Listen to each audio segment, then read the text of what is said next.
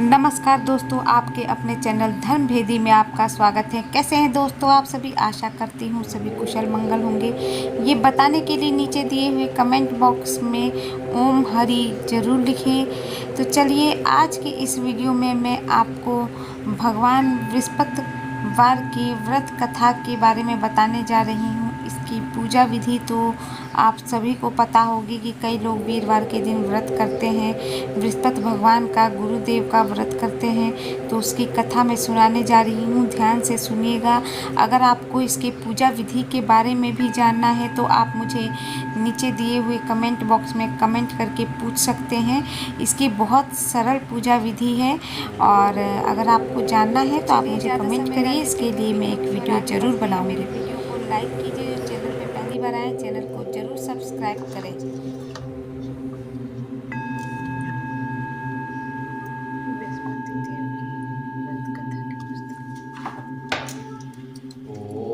प्राचीन समय की बात है। भारत में एक राजा राज्य करता था। वो बड़ा प्रतापी और दानी था। वह नित्य प्रति मंदिर में भगवत दर्शन करने जाता था। वह ब्राह्मण और गुरु की सेवा किया करता था। उसके द्वार से कोई भी याचक निराश होकर नहीं लौटता था। जब वह प्रत्येक गुरुवार को व्रत रखता, पूजन करता था, हर दिन गरीबों की सहायता करता था, परंतु यह बात उसकी दानी को अच्छी नहीं लगती थी। वह न व्रत करती थी, न किसी को एक पैसा भी दान देती थी। वह राजा से भी ऐसा करने को मना किया करती थी। एक समय की बात है कि राजा शिकार खेलने वन को चले गए। घर पर दानी और दासी थी। उस समय गुरु बृहस्पति साधु का रूप धारण कर राजा के दरवाजे पर भिक्षा मांगने आए। साधु ने रानी से भिक्षा मांगी तो वह कहने लगे कि हे साधु महाराज, मैं इस दान पुण्य से तंग आ गई हूँ। इस कार्य के लिए तो मेरे पति देव ही बहुत है। आप ऐसी कृपा करें कि सारा धन नष्ट हो जाए और तथा मैं आराम से रह सकूं। साधु रूपी बृहस्पति देव ने कहा, हे देवी, तुम बड़ी विचित्र हो। संतान और धन की इससे कोई भी दुखी नहीं होता है। इसको तो सभी चाहते हैं। पापी भी पुत्र और धन की इच्छा करता है। अगर तुम्हारे पास धन अधिक है तो भूखे मनुष्य को भोजन करवाओ, प्याऊ लगवाओ, ब्राह्मणों को दान दो, धर्मशालाएं बनवाओ, कुआं, तालाब, बावड़ी, बाग, बगीचे आदि का निर्माण करवाओ तथा निर्धनों की और कुंवारी कन्याओं का विवाह करवाओ, साथ ही यज्ञ आदि करवाओ। इस प्रकार के कर्मों से आपके कुल और आपका नाम परलोक तक सार्थक होगा। एक स्वर्ग की प्राप्ति होगी। परंतु रानी साधु की इन बातों से खुश नहीं हुई। उसने कहा, हे साधु महाराज, मुझे ऐसे धन की आवश्यकता नहीं जिसको मैं अन्य लोगों को दान दूं तथा जिनको रखने और संभालने में मेरा सारा जीवन नष्ट हो जाए। साधु ने कहा, हे देवी, यदि तुम्हारी ऐसी इच्छा है तो जैसा मैं तुम्हें बताता हूँ तुम वैसा ही करना। बृहस्पतिवार के दिन घर को गोबर से लीपना, अपने केशों को पीली मिट्टी से धोना, केशों को धोते समय स्नान करना, राजा से कहना वह हजामत करवाए, भोजन में मांस, मंदिरा आदि खाना, कपड़ा धोबी के यहाँ धुलने देना। इस प्रकार 7 बृहस्पतिवार करते ही तुम्हारे सारे धन नष्ट हो जाएंगे। ये कहकर साधु महाराज रूपी बृहस्पति देव अंतर ध्यान हो गए। रानी ने साधु से कहने के अनुसार बृहस्पतिवार तक वैसा ही करने का विचार किया। साधु के बताए अनुसार कार्य करते हुए वह केवल 3 बृहस्पतिवार ही बीते थे कि उसकी संपत्ति नष्ट हो गई। भोजन के लिए दोनों समय परिवार तरसने लग गया तथा सांसारिक भोगों से दुखी रहने लग गया। तब वह राजा रानी से कहने लगा कि हे रानी, तुम यहाँ पर रहो, मैं दूसरे देश जाता हूँ, क्योंकि यहाँ मुझे सभी जानते हैं, इसलिए यहाँ पर मैं कोई कार्य नहीं कर सकता हूँ। मैं अब परदेश जा रहा हूँ, वहाँ कोई काम धंधा करूँगा, शायद हमारे भाग्य बदल जाए। ऐसा कहकर राजा परदेश चला गया। वह वहां जंगल में लकड़ियां काट कर लाता और शहर को बेचता। इस तरह जीवन व्यतीत करने लग गया। इधर राजा के बिना रानी और दासी दुखी रहने लग गई। किसी दिन भोजन मिलता और किसी दिन जल पीकर ही रह जाती थी। एक समय रानी और दासी को 7 दिन बिना भोजन के व्यतीत करना पड़ा तो रानी ने अपनी दासी से कहा, हे दासी, यहाँ पास के नगरी में मेरी बहन रहती है, वहाँ बड़ी धनवान है, तू उसके पास जा, वहाँ से 5 सेर बेसन मांग के ला, जिससे कि कुछ समय के लिए गुजर हो जाए। दासी और रानी की बहन के पास गई। रानी की बहन उस समय पूजा कर रही थी। बृहस्पतिवार का दिन था। दासी ने, आपकी बहन ने भेजा है, मुझे 5 सेर बेसन दे दो। दासी ने यह बात अनेक बार कही, परंतु रानी की बहन ने कोई उत्तर नहीं दिया, क्योंकि वह उस समय बृहस्पतिवार का कथा सुन रही थी। जब दासी को रानी की बहन से कोई उत्तर नहीं मिला तो वह दुखी हुई और उसे क्रोध भी आया। वह लौटकर रानी से बोली, हे रानी, आपकी बहन बहुत ही धनी स्त्री है, वह छोटे लोगों से बात भी नहीं करती है। मैंने उससे कहा तो उसने कोई उत्तर नहीं दिया, मैं वापस चली आई। रानी बोली, हे दासी, इसमें उसका कोई दोष नहीं है। जब बुरे दिन आते हैं तो कोई सहारा नहीं देता है, अच्छे बुरे का पता तो विपत्ति में ही लगता है। जो ईश्वर की इच्छा होगी वही होगा, ये सब हमारे भाग्य का दोष है। उधर रानी की बहन ने सोचा कि मेरी बहन की दासी आई थी, परंतु मैंने उससे नहीं बोला, इससे वह बहुत नाराज और दुखी हुई होगी। अतः कथा सुन और विष्णु भगवान का पूजन समाप्त कर वह अपनी बहन के घर आई और कहने लगी, हे बहन, मैं बृहस्पतिवार का व्रत कर रही थी, तुम्हारी दासी हमारे घर आई थी, परंतु जब कथा होती है तब तक ना हम लोग उठते हैं ना बोलते हैं, इसलिए मैं नहीं बोली। कहो दासी क्यों आई थी? तुम्हारी रानी बोली, बहन, हमारे घर में अनाज नहीं था, वैसे तुमसे कोई बात छिपी नहीं है, इस कारण मैंने दासी को तुम्हारे पास 5 सेर बेचर लेने के लिए भेजा था। रानी की बहन बोली, बहन देखो, बृहस्पति भगवान सबकी मनोकामनाओं को पूर्ण करते हैं, देखो शायद तुम्हारे घर में अनाज रखा हो। यह सुनकर घर में के अंदर दासी गई और एक घड़ा बेशर का भरा मिला। उसे बड़ी हैरानी हुई, क्योंकि उसने एक एक बर्तन देख लिया था। उसने बाहर आकर रानी को बताया। दासी अपनी रानी से कहने लगी, हे रानी, देखो, वैसे हमको अब अन्न नहीं मिलता तो हम रोज ही व्रत करते हैं, अगर इनसे व्रत की विधि पूछ ली जाए तो हम भी व्रत किया करेंगे। दासी के कहने पर रानी ने अपनी बहन से बृहस्पतिवार के व्रत के बारे में पूछा। उसकी बहन ने बताया, हे रानी बहन, बृहस्पतिवार को सूर्योदय से पूर्व उठकर स्नान करके बृहस्पतिवार का व्रत करना चाहिए, लेकिन उस दिन सिर नहीं धोना चाहिए। बृहस्पतिवार के व्रत के चने के दाल और मुनक्का से विष्णु भगवान को केले के वृक्ष की जड़ में पूजन करे तथा दीपक जलावे। उस दिन एक ही समय भोजन करे, भोजन पीले खाद्य पदार्थ का करे तथा कथा सुने। इस प्रकार करने से गुरु भगवान प्रसन्न होते हैं, अन्न पुत्र धन देते हैं, मनोकामना पूर्ण करते हैं। व्रत और पूजन की विधि बताकर रानी की बहन अपने घर लौट गई। रानी और दासी दोनों ने निश्चय किया कि बृहस्पति देव ने भगवान का पूजन जरूर करेंगे। 7 दिन बाद बृहस्पतिवार आया तो उन्होंने व्रत रखा। गुड़साल से जाकर चना और गुड़ बिल लाई तथा उसकी दाल से केले के वृक्ष में पूजन किया। इस प्रकार बृहस्पति पूजन किया और उसकी दाल से केले के जड़ तथा विष्णु भगवान का पूजन किया। अब भोजन पीला कहाँ से आए? दोनों बड़ी दुखी हुई, परंतु उन्होंने व्रत किया था तो इस कारण बृहस्पति भगवान प्रसन्न थे और एक साधारण व्यक्ति के रूप में 2 थाली में सुंदर पीला भोजन लेकर आए और दासी को देकर बोले, हे दासी, ये भोजन तुम्हारी रानी के लिए है, तुम दोनों करना। दासी भोजन पाकर बड़ी प्रसन्न हुई। रानी से बोली, रानी जी, भोजन कर लो। रानी को भोजन आने के बारे में कुछ भी नहीं पता था, इसीलिए वह दासी से बोली, जा तू ही भोजन कर ले, क्योंकि तू हमारी व्यर्थ में हंसी उड़ा रही है। दासी बोली, एक व्यक्ति भोजन दे गया है। रानी कहने लगी कि वह भोजन तेरे लिए ही दे गया है, तू ही जाकर भोजन कर। दासी ने कहा, वह व्यक्ति हम दोनों के लिए थाली में भोजन दे गया है, 2 थाली में दे गया है, इसीलिए मैं और आप दोनों ही साथ साथ भोजन करेंगी। दोनों ने गुरु भगवान को नमस्कार कर भोजन प्रारंभ किया। उसके बाद से वे प्रत्येक बृहस्पतिवार को गुरु भगवान का व्रत और पूजन करने लगी। बृहस्पति भगवान की कृपा से उनके पास धन हो गया, परंतु रानी फिर पहले की तरह आलस्य करने लगी। तभी दासी बोली, देखो रानी, तुमने पहले भी इस प्रकार आलस्य करती थी, तुम्हें धन रखने में कष्ट होता था, इस कारण सभी धन नष्ट हो गया। ये धन अब बड़ी मुश्किलों से, अब गुरु भगवान की कृपा से ये धन बड़ी मुश्किलों से हमें प्राप्त हुआ है, तो फिर पहले की तरह आलस्य मत करो। बड़ी मुसीबतों के बाद हमने ये धन पाया है, इसे दान पुण्य में करना चाहिए, लगाना चाहिए। तुम भूखे मनुष्य को भोजन करवाओ, प्याव लगवाओ, ब्राह्मणों को दान दो, कुआं तालाब बावड़ी आदि का निर्माण करवाओ, मंदिर पाठशाला बनाकर दान दो, कुंवारी कन्याओं का विवाह कराओ। इस धन को शुभ कार्य में खर्च करो, जिससे तुम्हारे कुल का यश बढ़े और स्वर्ग प्राप्त हो और पितृ प्रसन्न हो। दासी की बात मानकर रानी इसी प्रकार कर्म करने प्रारंभ कर दी और जिससे कि उनका काफी यश फैलने लगे। एक दिन रानी और दासी आपस में विचार करने लगी कि न जाने राजा किस दशा में होंगे, उनकी कोई खोज खबर नहीं है। गुरु भगवान ने से उन्होंने प्रार्थना की कि भगवान ने रात्रि में राजा को स्वप्न में कहा, हे राजा उठ, तेरी रानी तुझको याद कर रही है, अब अपने देश को लौट चल। राजा प्रातः उठकर जंगल में लकड़ियां काट कर लाने के लिए जंगल की ओर चल पड़ा।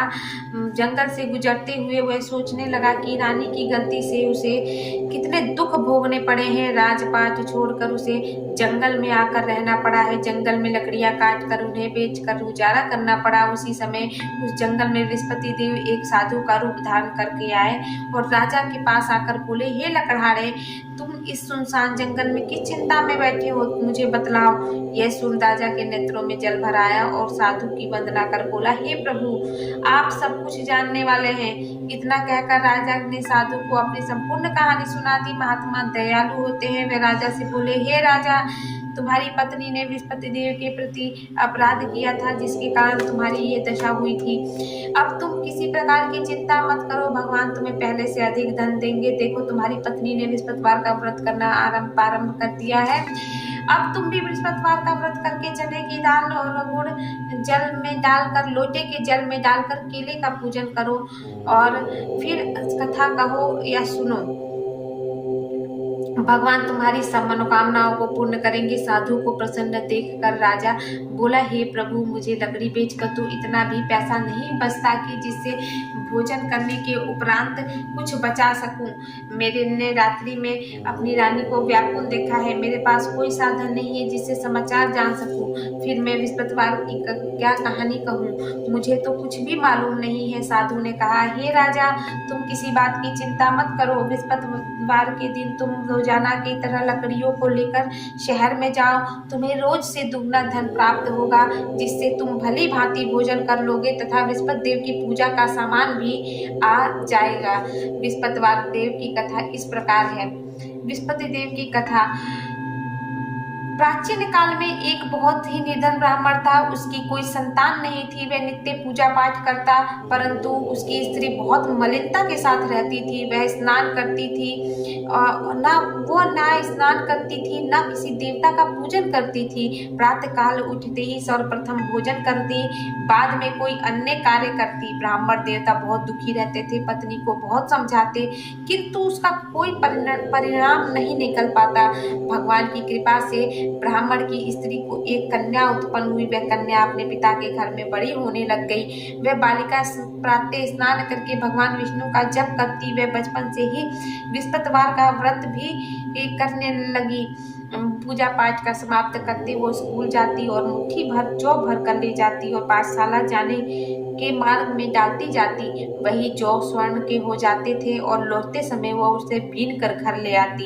एक दिन वह बालिका सोने के जौ को एक सूप में फटक रही थी और फटक कर साफ कर रही थी। तभी उसकी माँ ने देख लिया और कहा, हे बेटी, सोने के जौ को फटकने के लिए सोने के सूप की आवश्यकता होती है।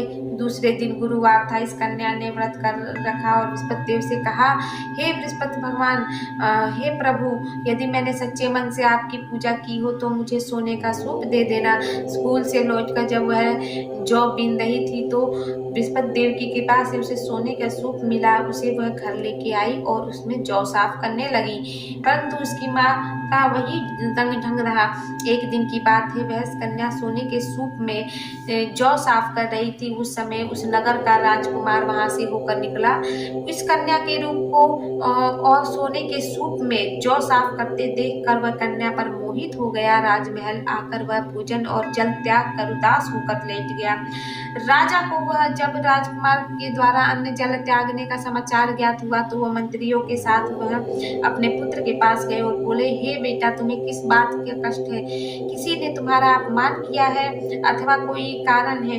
मुझे बताओ, मैं वही करूंगा जिससे तुम्हें प्रसन्नता होगी। राजकुमार ने अपने पिता की बात सुनी और बोला, मुझे आपकी कृपा से किसी बात का दुख नहीं है। किसी ने मेरा अपमान नहीं किया है, परंतु मैं उस लड़की के साथ विवाह करना चाहता हूँ जो सोने के सूप में जो साफ कर रही थी। ये सुनकर राजा आश्चर्य में पड़ गए और बोला, हे बेटा, इस तरह की कन्या का पता तुम ही लगाओ, मैं उसके साथ तुम्हारा विवाह अवश्य ही करा दूंगा। राजकुमार ने राजा को उस लकड़ी के घर उस लड़की राजकुमार ने राजा को उस लड़की के घर का पता बतलाया। मंत्री उस लड़की के घर गया और राजा को आदेश देकर ब्राह्मण को सुनाया और कुछ ही दिन बाद ब्राह्मण की कन्या का विवाह राजकुमार के साथ संपन्न हो गया। कन्या के घर से जाते ही उस ब्राह्मण देवता के घर में पहले की भांति गरीबी का निवास हो गया। भोजन के लिए अन्न बड़ी मुश्किल से मिलता था। एक दिन दुखी होकर ब्राह्मण अपनी पुत्री से मिलने गया। बेटी ने पिता का दुख की अवस्था को देखा तो अपनी माँ का समाचार पूछा। ब्राह्मण ने सभी हाल कहा। कन्या बहुत सा धन देकर अपने पिता को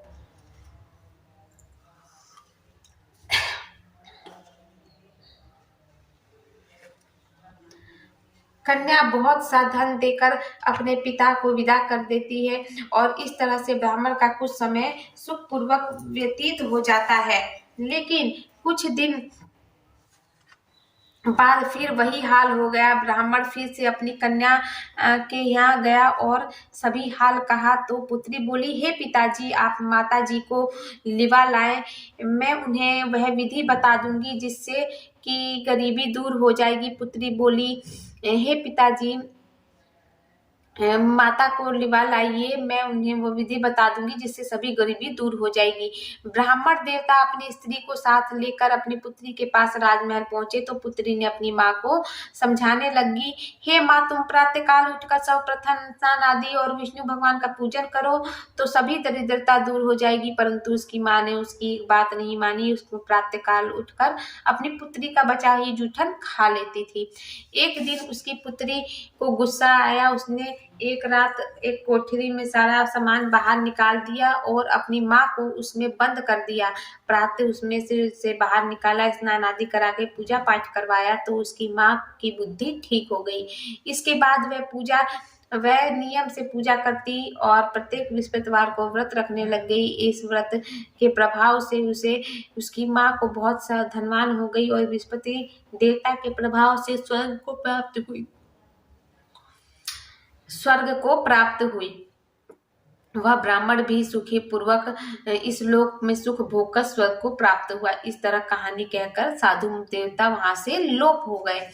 धीरे धीरे समय व्यतीत होने पर फिर बृहस्पतिवार का दिन आया। राजा जंगल से लकड़ियां काट कर किसी शहर को बेचने गया। उसे उस दिन से ज्यादा अधिक धन मिला। राजा ने चना गुड़ आदि लाकर बृहस्पतिवार का व्रत किया। उस दिन से उसके सभी क्लेश दूर हो गए। परंतु जब अगला गुरुवार के दिन आया तो बृहस्पतिवार का व्रत रखना भूल गया। इस कारण से बृहस्पति भगवान उससे नाराज हो गए। उस दिन उस नगर के राजा के यहाँ विशाल यज्ञ का आयोजन था। पर अपने समस्त राज्य में घोषणा करवा दी थी कि कोई भी मनुष्य अपने घर में भोजन ना बनवाए तथा किसी के घर भी आग न जलेगा। समस्त लोग मेरे यहाँ भोजन करने आवे, यह आज्ञा, और जो नहीं मानेगा फांसी की सजा दी जाएगी। राजा की आज्ञा अनुसार राज्य के सभी वासी राजा के यहाँ भोजन में सम्मिलित हुए, लेकिन लकड़हारा कुछ देर से पहुंचा, इसीलिए राजा उसको अपने साथ महल में ले गए। और जब राजा लकड़हारे को भोजन करा रहे थे तब रानी की दृष्टि उस खूंटी पर पड़ी जिस पर उसका हार लटका हुआ था। उसका हार उस खूंटी पर लटका नहीं दिखाई दिया तो रानी को ने निश्चय किया कि मेरा हार इसी लकड़हारे ने चुरा लिया है। उसी समय सैनिक बुलवा कर उसको जेल में डलवा दिया। जब लकड़हारा जेल खाने में गया तो बहुत दुखियों का विचार करने लगा कि न जाने कौन से पूर्व जन्म के कर्म के फल हैं जो मुझे यहाँ इतने दुख प्राप्त हुए हैं। तो उसी समय साधु महाराज को याद करने लगा जो जंगल में मिले थे। तत्काल बृहस्पति देव साधु के रूप में प्रकट हो गए और उसकी दशा को देखकर कहने लगे, अरे मूर्ख, तूने बृहस्पति देवता की कथा नहीं कही है, इसी कारण से तुझे दुख प्राप्त हुआ है। अब चिंता मत कर, बृहस्पतिवार के दिन जेल खाने के दरवाजे पर तुझे 4 पैसे पड़े मिलेंगे, उनसे तू बृहस्पति देव की पूजन करना तो तेरे सभी कष्ट दूर हो जाएंगे। अगले बृहस्पतिवार के दिन उसे जेल के द्वार पर 4 पैसे मिले। राजा ने पूजा का सामान मंगवा कर कथा कही और प्रसाद बटा। उसी रात्रि को बृहस्पति देव ने उस नगर के राजा के स्वप्न में आके कहा, हे राजा, तूने जिस आदमी को जेल खाने में बंद किया है वह निर्दोष है, वह राजा है, उसे छोड़ दे। दानी का हार उसी खूंटी पर लटका हुआ है, अगर तू ऐसा नहीं करेगा तो मैं तेरे राज्यपाट को नष्ट कर दूंगा। बोलो बृहस्पति भगवान की जय। राजा प्रातःकाल उठकर खूंटी पर देखता है तो वहां हार टंगा रहता है। वो लकड़हारे को बुलाकर उससे क्षमा मांगता है और राजा को योग्य सुंदर वस्त्र आभूषण भेंट करके उसे विदा कर देता है। गुरुदेव की आज्ञा अनुसार राजा अपने नगर को चल दिया। राजा जब नगर के निकट पहुंचा तो उसे बड़ा आश्चर्य हुआ। नगर में पहले से अधिक बाग, तालाब, कुएं तथा बहुत अधिक धर्मशालाएं, मंदिर आदि बने हुए थे। राजा ने पूछा कि ये किसका बाग और धर्मशाला है। तब नगर में सब लोग कहने लगे कि ये रानी और दासी के द्वारा बनवाए गए हैं। राजा को आश्चर्य हुआ और गुस्सा भी। जब रानी की खबर सुनी तो राजा को आ रहे हैं तो उसने अपनी दासी से कहा कि हे दासी, देख, राजा हमको इतनी बुरी हालत में छोड़कर गए थे, वह हमारी ऐसी हालत देखकर लौट न जाए, इसीलिए तू दरवाजे पर खड़ी हो जा। रानी के आगे अनुसार दासी दरवाजे पर खड़ी हो गई। जब राजा आए तो उसने अपनी साथ महल में लिवा लाई और राजा बड़े क्रोध करके अपनी तलवार निकाली और पूछने लगा, बताओ ये धन तुम्हें कैसे प्राप्त हुआ है। तब रानी ने बताया, हमें ये सब धन बृहस्पति देव के व्रत के प्रभाव से प्राप्त हुआ है। राजा ने तब निश्चय किया कि 7 रोज के बाद सभी बृहस्पति देव का पूजन करते हैं, परंतु मैं रोजाना दिन में 3 बार कथा कहा करूंगा, तब रोज व्रत किया करूंगा। अब हर समय राजा के दुपट्टे में चने की दाल बंधी रहती थी तथा दिन में 3 बार वह कथा कहता था। एक दिन राजा ने विचार किया कि चलो अपनी बहन के यहाँ आवे। इस तरह से निश्चय कर राजा घोड़े पे सवार हो अपनी बहन के यहाँ चल दिया। मार्ग में उसने देखा कि कुछ आदमी मुर्दे को लिए कर जा रहे हैं। उन्हें रोक कर राजा कहने लगा, अरे भैया, मेरी बृहस्पतिवार की कथा को सुन लो। वे बोले, लो, हमारा आदमी मर गया है और इसको अपनी कथा की पड़ी है। परंतु कुछ आदमी बोले, अच्छा कहो, हम तुम्हारी कथा भी सुनेंगे। राजा की ने दाल निकाली और कथा कहनी शुरू कर दी। जब कथा आधी हुई तो मुर्दा हिलने लग गया और जब कथा समाप्त हुई तो राम राम करते हुए मुर्दा खड़ा हो गया। राजा आगे बढ़ा। उसने चलते चलते शाम हो गई। आगे मार्ग में उसे एक किसान खेत में हल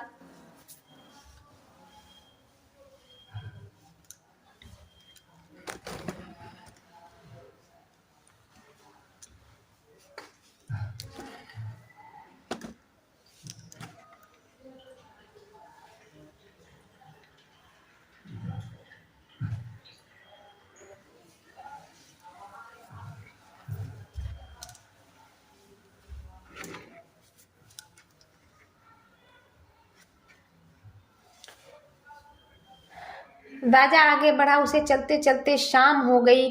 अपने आगे मार्ग में उसे एक किसान खेत में हल चलाता मिला। राजा उससे बोला, अरे भैया, तुम मेरी बृहस्पतिवार की कथा सुन लो। किसान बोला, जब तक मैं तेरी कथा सुनूंगा तब तक 4 हरैया जोत लूंगा, जा अपनी कथा किसी और को सुनाना। राजा आगे चल दिया और राजा ने हटते ही बैल पछाड़ खाकर गिर गई और किसान पेट के में बहुत तेज से दर्द होने लगा। उसी समय किसान की पत्नी रोटी लेकर आई थी। उसने जब ये देखा तो अपने पुत्र से सारा हाल पूछा। बेटे ने सभी हाल बताया। बुढ़िया दौड़ी दौड़ी उस घुड़सवार के पास गई और उससे बोली, मैं तेरी कथा सुनूंगी, तू अपनी कथा मेरे खेत पर चलकर कहना। राजा ने लौटकर बुढ़िया के खेत पर आकर कथा कही, जिससे के सुनते ही बैल खड़े हो गए और किसान के पेट में दर्द बंद हो गया। राजा अपनी बहन के घर पहुंच गया। बहन ने भाई की खूब मेहमानी की और दूसरे रोज प्रातः काल राजा जागा और वह देखने लगा कि सब लोग भोजन कर रहे हैं। राजा ने अपनी बहन से बोला और पूछा कि ऐसा कोई मनुष्य है जिसने भोजन नहीं किया हो, जो मेरी बृहस्पतिवार की कथा सुन ले। तो बहन बोली, हे भैया, ये ऐसा देश है, यहाँ पहले सभी लोग भोजन करते हैं, बाद में अन्य कोई काम। अगर पड़ोस में कोई है तो मैं देख आती हूँ। ऐसा कहकर बहन देखने चली गई, परंतु उसे कोई भी ऐसा व्यक्ति नहीं मिला जिसने भोजन ना किया हो। वह एक कुम्हार के घर गई जिसका लड़का बीमार था। उसे मालूम हुआ कि उसके घर 3 दिन से कोई भोजन नहीं बना है और किसी ने खाया नहीं है। रानी ने अपने भाई की कथा सुनने के लिए कुम्हार को कहा। वह तैयार हो गया। राजा ने जाकर बृहस्पतिवार की कथा कही और उसके सुनकर उसका लड़का ठीक हो गया। अब तो राजा की प्रशंसा होने लगी। एक दिन राजा अपनी बहन से कहता है कि हे बहन, मैं अपने घर जाऊंगा, तुम भी तैयार हो जाओ। राजा की बहन ने अपनी सास से अपने भाई के साथ जाने की आज्ञा मांगी। सास बोली, चली जा, परंतु अपने लड़कों को मत ले जाना, अपने बच्चों को मत ले जाना, क्योंकि तेरे भाई की कोई संतान नहीं होती है।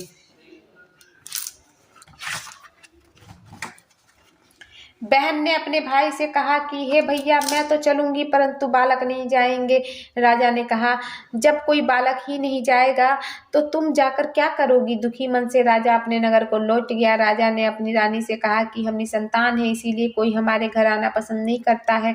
इतना कह वह बिना भोजन आदि किए शैया पर लेट गया और रानी बोली, हे प्रभु, बृहस्पति देव ने हमें सब कुछ दिया है, वे हमें संतान भी अवश्य देंगे। उसी रात बृहस्पति देव ने राजा के सपन में कहा, हे राजा, सभी सोच त्याग दे, तेरी रानी गर्भवती है। राजा को ये जानकर बड़ी खुशी हुई। 9वें महीने में गर्भ से एक सुंदर पुत्र पैदा हुआ। जब राजा की बहन ने यह शुभ समाचार सुना तो वह बहुत खुश हुई और बधाई लेकर अपने भाई के घर आई। तब रानी ने कहा, घोड़ा चढ़कर नहीं आई, गधा चढ़ी आई। राजा के बहन बोली, भाई, मैं इस प्रकार न कहती तो तुम्हें औलाद कैसे मिलती। बृहस्पति देव ऐसे ही हैं, जिसके मन में जो कामनाएं रहती हैं सभी को पूर्ण करते हैं। जो सद्भावना पूर्वक बृहस्पतिवार का व्रत करता है, पढ़ता है अथवा सुनता है, दूसरों को सुनाता है, बृहस्पति देव उसकी सभी मनोकामनाओं को पूर्ण करते हैं। बृहस्पति देव और उनकी सदैव रक्षा करते हैं। जो संसार में सद्भावना और सच्चे हृदय से बृहस्पतिवार का पूजन करते हैं, उनकी सभी मनोकामनाएं उसी प्रकार पूर्ण होती हैं जैसे रानी और राजा के बृहस्पतिवार की कथा का गुणगान किया गया है। इनकी सभी इच्छाएं बृहस्पति देव ने पूर्ण की है। मनुष्य को सीधे से उनका मनन करते हुए जयकारा करना चाहिए। बोलो बृहस्पति भगवान की जय। इस प्रकार दोस्तों बृहस्पतिवार की कथा का समापन हुआ। इसके बाद आप आरती कर लीजिए और आरती के बाद अपनी पूजा संपन्न करिए। तो मैं फिर आऊँगी नए वीडियो के साथ, नए उपायों के साथ। तब तक के लिए नमस्कार।